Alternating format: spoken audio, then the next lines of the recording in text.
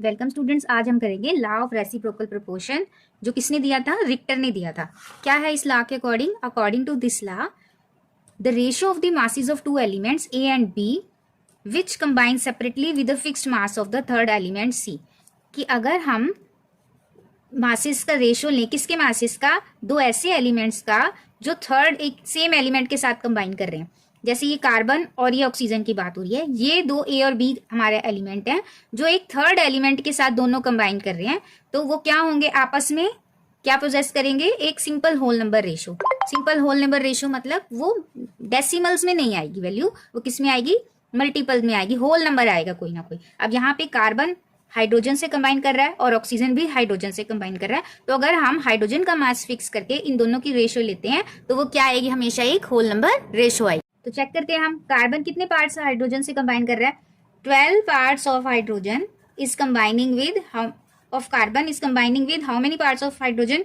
4 parts of hydrogen, यानी 12:4 हो गया यहाँ पे। और इन दिस, तो ऑक्सीजन को ही मैं इधर लिखती हूँ, ये हमारे 2 पार्ट्स के साथ। अब यहाँ 4 पार्ट्स है हाइड्रोजन के, यहाँ 2 पार्ट्स हैं, तो इनको बराबर करना पड़ेगा। इसको भी 4 टाइम्स कर लेती हूँ, डबल कर लेती हूँ तो 4 हो जाएगा। तो यानी 2 parts of hydrogen are reacting with 16। तो 4 पार्ट्स कितने के साथ रिएक्ट करेंगे? इसको डबल कर दो, इसको भी 2 से इंटू 2, ये कितना हो गया? 32। करेक्ट है स्टूडेंट? ये मैंने 4 पार्ट्स के लिए ले लिया तो डबल हो गई। तो ऑक्सीजन भी अब 16 से क्या हो गया? डबल हो गया 32। और ये अब ये 4 फिक्स हो गया। हाइड्रोजन हमारे फिक्स है 4। तो अब इनकी कार्बन और ऑक्सीजन की आपस में क्या रेशो आएगी? यहाँ पे कितनी आई?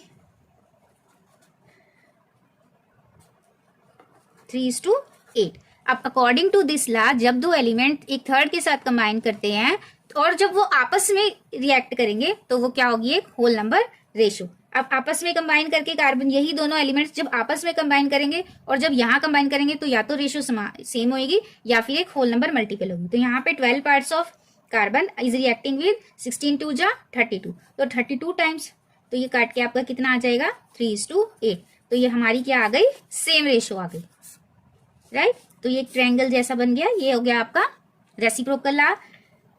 कार्बन, यहाँ पे हमारा हाइड्रोजन ले लेते हैं क्योंकि हाइड्रोजन से लिया था, और यहाँ हमारा कार्बन और ऑक्सीजन, यहाँ मिलके ये CO2 बना रहे हैं, यहाँ ये मिलके CH4 बना रहा है, और यहाँ ये मिलके क्या बना रहा है? हमारा H2O, राइट? तो यहाँ पे जब ये तीसरे एलिमेंट के साथ कंबाइन करते हैं और जब आपस में कंबाइन करेंगे तो इनकी रेशो यहाँ और यहाँ क्या आएगी? Whole number multiple. यहाँ 3:8 आई और यहाँ भी कितनी थी? 3:8। तो इस लॉ को क्या कहते हैं? Law of reciprocal proportion.